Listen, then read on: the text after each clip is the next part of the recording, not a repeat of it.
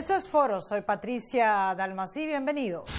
Se cumple un año de la crisis fronteriza en Estados Unidos. En breve les diremos qué ha pasado con los menores afectados. Caricaturista venezolana Raima conversa con La Voz de América sobre la censura a periodistas y humoristas de su país.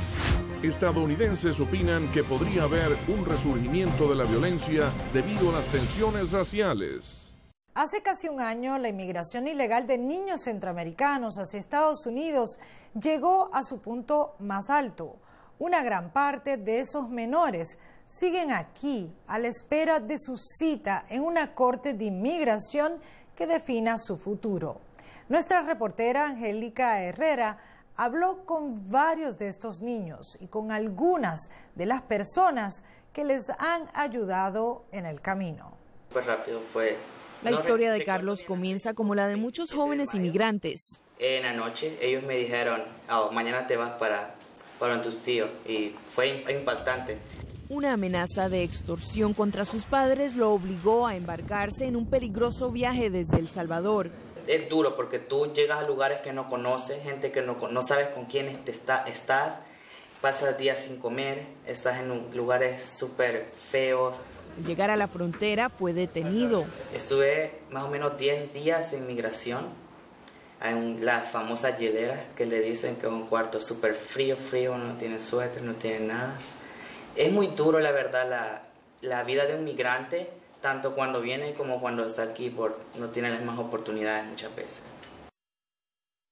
Su travesía terminó en el estado de Maryland, donde hoy vive y estudia junto a sus compatriotas Diego y Jennifer, que al igual que él, tratan de adaptarse a una vida muy distinta a la que conocían. Pero las demás personas como que te ven raro, los profesores. Bueno, tuve la oportunidad de tener un profesor que, no sé, era como racista.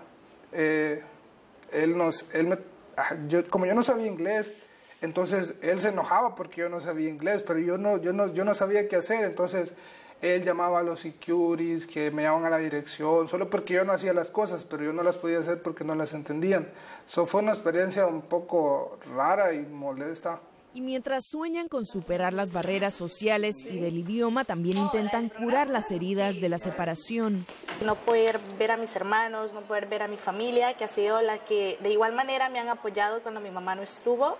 Durante mi niñez, pues creo que eso es una de las cosas más difíciles que me ha tocado. A pocos kilómetros de esta secundaria conocimos a Ferdi. A su corta edad de 3 años también soportó el arriesgado viaje desde Guatemala con su madre, quien hoy ya no está con él. Llegó la noche, nada, no me llamaba, yo le marcaba y no me contestaba. Y el niño lo había dejado conmigo y de ahí ya no regresó. La abuela de Ferdi piensa que la madre del pequeño se fue huyéndole a la deportación. Se estima que unas 66,000 familias cruzaron la frontera en 2014 y más de 68,000 menores lo hicieron sin la compañía de un adulto. Gran parte de esos niños y jóvenes reportaron haber sido víctimas de acoso sexual, violencia física y amenazas en el camino. La mayoría prefirió no compartir su historia frente a las cámaras, algunos por miedo a ser reconocidos por sus agresores y otros por vergüenza de que sus nuevos compañeros de clase conozcan su situación.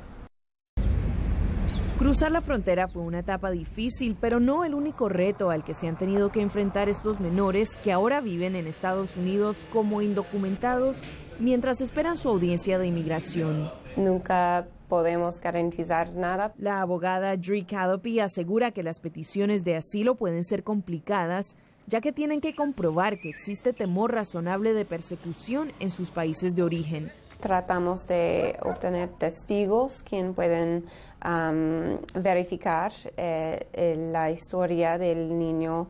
También usualmente presentamos evidencia de las condiciones ahí en su país. Pero un reto aún mayor es la escasez de abogados pro bono. Según el Centro de Análisis TRAC, 2 de cada 3 menores procesados llegan a las cortes de inmigración sin representante legal. Abel Núñez, director de la organización Carecen en Washington, ve casos como esos a diario. Ellos están bajo un proceso legal de que en un momento van a necesitar estar enfrente de un juez y las familias no tienen los fondos, a veces ni el conocimiento a dónde acudir para ese servicio. Ante la crisis de los menores en la frontera, carecen, al igual que docenas de organizaciones comunitarias que les ofrecen ayuda gratuita, se han tenido que enfrentar a sus propios desafíos, ya que no dan abasto con la cantidad de casos. Similar es la situación que reportan otros proveedores de servicios, particularmente los educadores. Como explica Laura Newton, directora de admisiones internacionales de las escuelas públicas del condado de Montgomery, la crisis que se vivió en la frontera ahora se ve reflejada en los salones de clase. Ellos vienen de un trauma para venir acá con la esperanza que van a tener, como se dice, un futuro más color rosado, más, qué sé yo, más alegre, y se encuentran con la realidad de que no hay nadie que los acepte. Su distrito escolar se vio corto de recursos para atender a cientos de menores recién llegados, en su mayoría de Honduras, El Salvador y Guatemala. Tú tienes que proveer más profesores, más servicios académicos, por lo tanto sí afecta el presupuesto si tú no tienes suficiente personal para enseñar, en este caso personal especializado. La posibilidad de una nueva ola de niños inmigrantes en los próximos meses tiene en vilo a los directivos de los distritos escolares que los han acogido y que no han recibido fondos adicionales para contratar más maestros, psicólogos y consejeros bilingües. Le agradecemos a Angélica por este reportaje. Ustedes, televidentes, no se retiren, ya regresamos.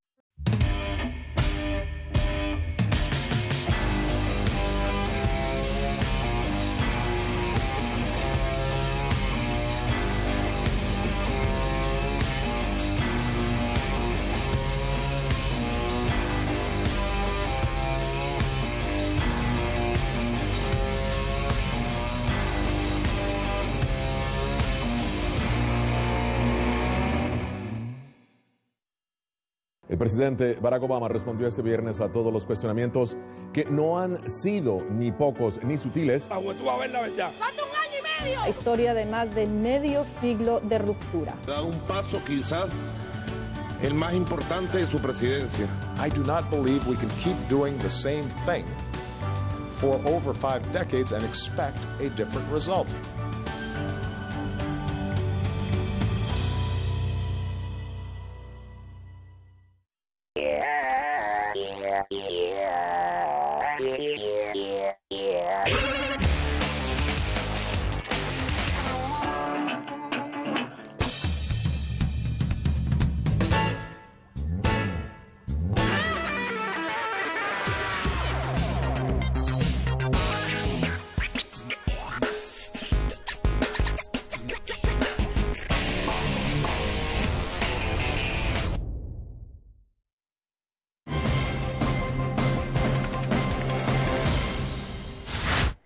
Informe publicado esta semana, el CPJ sostiene que medios de comunicación en el país parecen haber cedido a las presiones del gobierno y pone como ejemplo lo ocurrido a la caricaturista Raima Suprani, despedida del Universal después de publicar una imagen utilizando la firma del difunto presidente Hugo Chávez.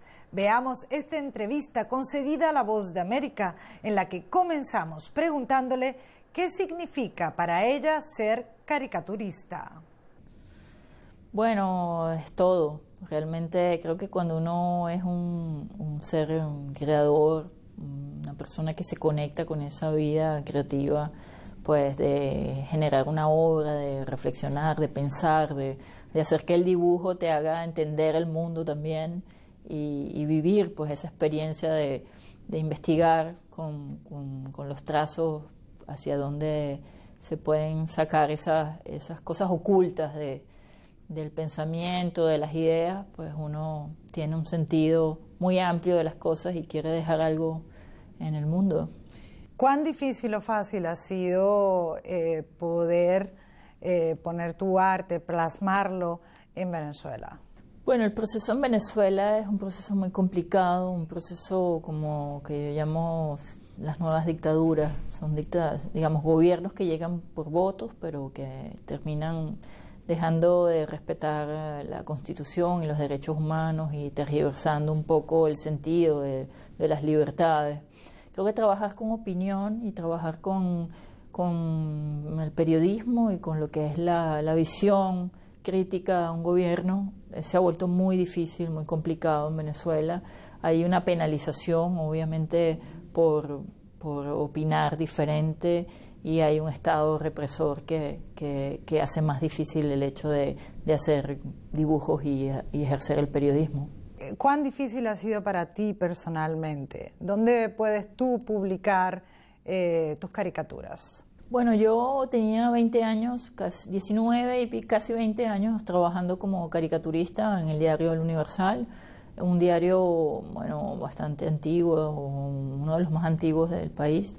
En julio del año pasado fue comprado por el gobierno y, bueno, fui botada de mi trabajo porque ya me hacía, era molesta, pues, a la línea que se quería tener un poco pro gobierno, y mi trabajo siempre ha sido muy crítico a lo que son las fallas, la política, la economía.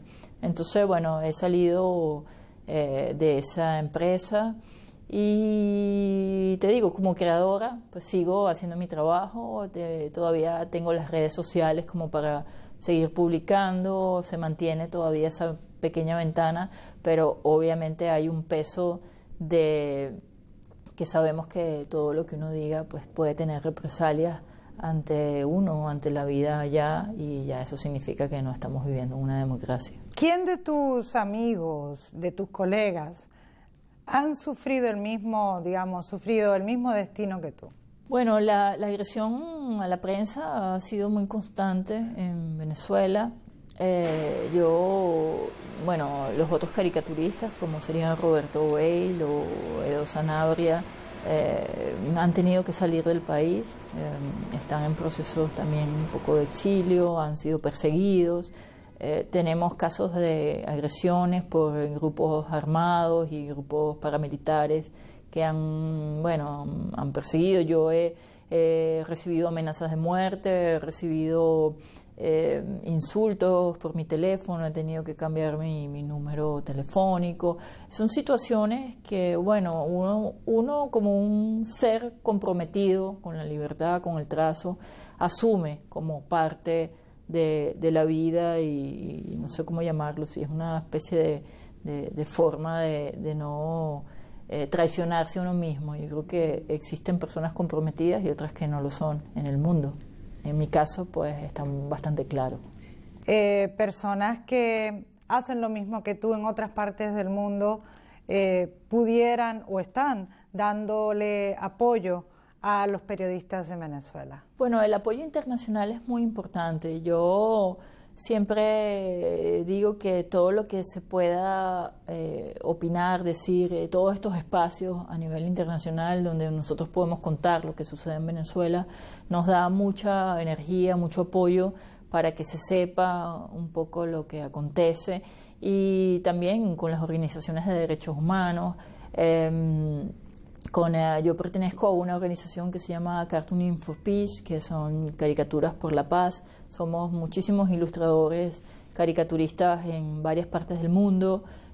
Trabajamos en pro del tema de la libertad, sobre temas álgidos que ocurren en muchísimas partes del mundo, y Venezuela pues es un tema constante dentro de esas páginas que se publican en muchos diarios a nivel internacional. Y en breve, el impacto de las manifestaciones en Baltimore y Ferguson.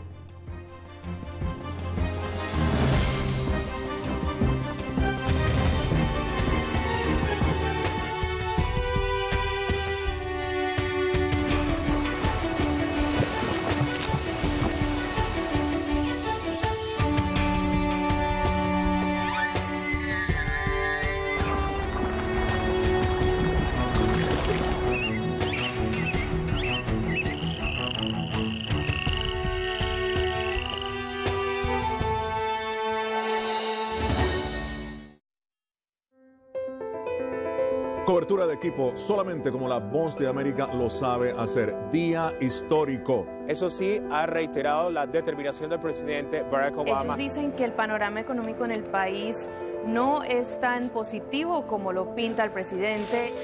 Las familias se pueden estar juntas otra vez. No este regalo de levantar el embargo y levantar sanciones. Ha generado miles de reacciones y ellas tienen 1000 caras.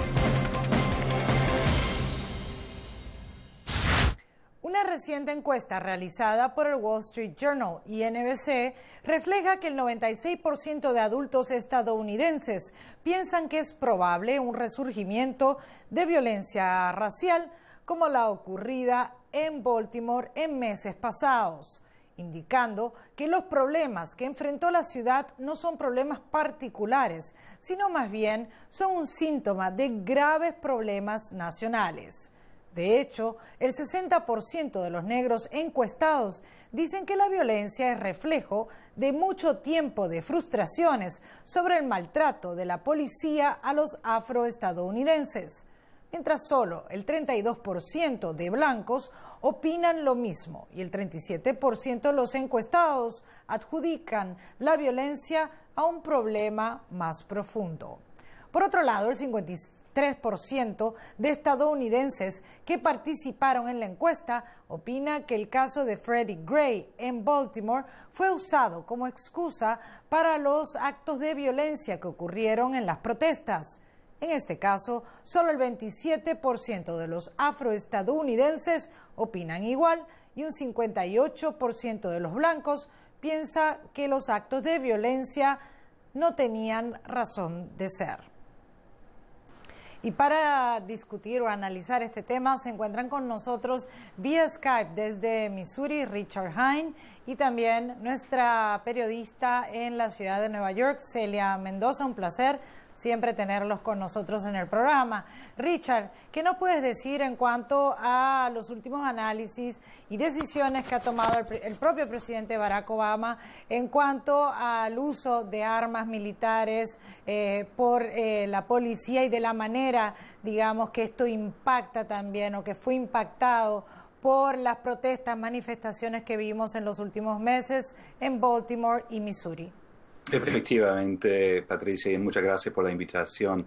Efectivamente, el día 18 de mayo se divulgaron las recomendaciones del grupo de trabajo que fue empanelado por el presidente bajo orden ejecutiva a mediados de enero de 2015, dando ciertas recomendaciones y detalladas también esas recomendaciones sobre la prohibición de la facilitación de armas de fuego, de ciertos vehículos militares, todo lo que es arma militarizada a las fuerzas de policía local, por lo que se había experimentado aquí en la ciudad de Ferguson y también en Baltimore con los disturbios luego de las muertes de los afroestadounidenses en esas ciudades. Entonces, esto es un plan más bien como para balancear los derechos civiles de la población, de la ciudadanía, como por ejemplo el derecho de libre expresión, el derecho de asamblea, el derecho de manifestar, con las cuestiones legítimas de seguridad de las fuerzas policiales locales y en particular con los mismos agentes o policías que están en la calle protegiendo y sirviendo a la comunidad. ¿Cuál fue tu experiencia? ¿Qué fue lo que te dijeron gran parte de los miembros de esta población en Baltimore? Lo que realmente experimentamos en Baltimore fue algo distinto de lo que hemos visto en otras partes del país, como en Missouri, inclusive en Nueva York o Detroit. Las personas en Baltimore aseguran que los problemas que ellos enfrentan van más allá de la raza, son problemas sociales, de economía, de pobreza, que llevaron a que desde luego existan este tipo de reacciones por parte de la comunidad, que hubieran vandalizado muchas de las tiendas, que hubieran reaccionado de la manera que lo hicieron, pero también se refirieron a pasadas administraciones políticas en esta ciudad, desde la alcaldía hasta el departamento de policía, donde no existe ningún tipo de relación con la comunidad, y es evidente que va más allá de la raza, ya que muchos de los oficiales, de los 6 oficiales que están siendo acusados de la muerte de Freddie Gray, muchos de ellos son afroestadounidenses. Lo que ellos realmente están manifestando es que se necesita establecer mejores relaciones y que haya confianza con la comunidad, ya que como pudimos observar, todavía existe esas relaciones tensas entre los miembros de comunidades aisladas, como es a la que pertenecía Freddie Gray en la ciudad de Baltimore, y los agentes de la policía, pero también sus representantes. Y lo que sí vimos es que por primera vez un fiscal, en este caso Marilyn Mosby, tuvo la posibilidad de presentar cargos, y esto ha logrado a que se abra el debate abierto en esta comunidad. Richard, ¿qué nos puedes hablar en cuanto a Missouri? Luego de los disturbios, del dictamen de la Corte, que muchos dijeron que realmente fue sesgado, hoy en día otros dicen que se prueba que realmente estaba en lo correcto. ¿Qué nos puedes decir? ¿Han habido cambios en Ferguson? Bueno, se estableció una comisión a nivel estatal, establecida por el gobierno demócrata acá, el gobernador Nixon, que ha hecho varias recomendaciones. Es más, se ha hecho una comisión a nivel federal, y de hecho no se ha publicado mucho en la prensa sobre el informe interno que creo que fue anunciado en marzo por la administración de Obama, también dando otras series de recomendaciones. Lo interesante para mí desde un punto de vista político y también legal es, yo creo que lo que ha hecho la fiscal en Baltimore, muy distinto a lo que se ha hecho aquí en Ferguson, y por ende pues los disturbios que vimos ahí en Baltimore terminaron bastante rápido. Es decir, que ella empaneló a un gran jurado, ella también presentó evidencia de lo que ella estimaba pues faltas de cumplimiento con la ley. Ella también llevó a cabo su propia investigación, es decir, recibió la investigación policial y luego armó su propio grupo de investigadores en su oficina de la Fiscalía. Así que es posible que las lecciones que estamos sacando de las dos maneras de presentar estos dos casos es que lo que hizo el fiscal aquí en Clayton, en San Luis, Missouri, por el caso de Michael Brown, es la manera incorrecta de hacerlo, y lo que ha hecho Mosby allá en Baltimore es la manera correcta. Una de las cosas, Celia, interesante, como bien acaban de mencionar ambos, y es que la fiscal Mosby en Baltimore actúa diferente, pero vemos inclusive en una segunda conferencia de prensa, la habían criticado mucho por la causa del cuchillo, si era legal o era ilegal, y prácticamente ella dijo que eso no importaba, ese detalle no importaba, lo que importaba era después que ya estaba bajo la custodia de los policías, murió, ¿no? Freddie Gray. ¿Tú qué nos puedes decir? Sí, ella ha sido muy clara en términos de la investigación, y a lo que se ha referido, y esto de hecho lo anunció hace poco, es los cambios en los cargos contra los oficiales en términos del arresto, que fue justificado o injustificado. Inicialmente ella aseguró que se le había arrestado, que había un falso arresto. Estos cargos por parte del proceso del gran jurado han cambiado, pero esto, como ella asegura, no cambia la situación y el resultado final de lo que sucedió, y es que los oficiales, y bajo su custodia, fallaron fallaron, no le proveyeron la seguridad para que este reo pudiera sobrevivir. Y aparte de eso, lo que ella ha insistido en esta investigación que ha compartido públicamente cada vez que habla con los medios de comunicación de manera detallada, algo que es sorprendente, es toda la evidencia que ellos tienen de lo que han hecho estos agentes y de la falta de sensibilidad para proveer la ayuda necesaria que una persona que estaba en una condición física obviamente deteriorada estaba pidiéndola. Así que realmente hemos visto que los cargos, ella se está aplicando la ley, pero no ha dejado de mostrar lo que su investigación les proveyó, que inclusive al principio el mismo jefe de la policía de Baltimore aseguró que ellos no se esperaban este tipo de cargos, y muestra la transparencia que está buscando la fiscalía, ya sea diciendo que hay un arresto que no era justificado o cambiándolo para que obviamente refleje la situación que en este momento los agentes habían justificado este supuesto arresto. Richard, en cuanto a eso, ¿cuáles piensas tú que son las repercusiones del caso, digamos, que se llevó, que se sigue en Baltimore, a diferencia de los otros casos? Efectivamente, pues hubo la toma de custodia de la persona que fue arrestada, y mientras estuvo en custodia es cuando le sucedió lo que había sucedido, que resultó en su muerte. Eso sí es algo distinto a lo que sucedió, por ejemplo, en Ferguson. Ahora, no es distinto a lo que ha sucedido con el caso en Nueva York, ni en otros casos. Ahora bien, tomando en cuenta eso, lo que sí puede apreciarse es que lo que se anunció a mediados de marzo, que son varias recomendaciones por el grupo de trabajo que fue empanelado por el presidente Obama a finales del año pasado, como para poder compilar estadísticas sobre arrestos de personas de color negra o de minorías en los Estados Unidos. En ningún momento hasta ahora hemos tenido una base de datos que nos puede orientar sobre la realidad que se vive en la calle, sobre el cual pues se queja mucho entre las comunidades de minorías. Celia, justamente, bueno, estás en Nueva York y ahí ha habido cierta, digamos, tirantez, ¿no?, entre el alcalde de la ciudad y la policía.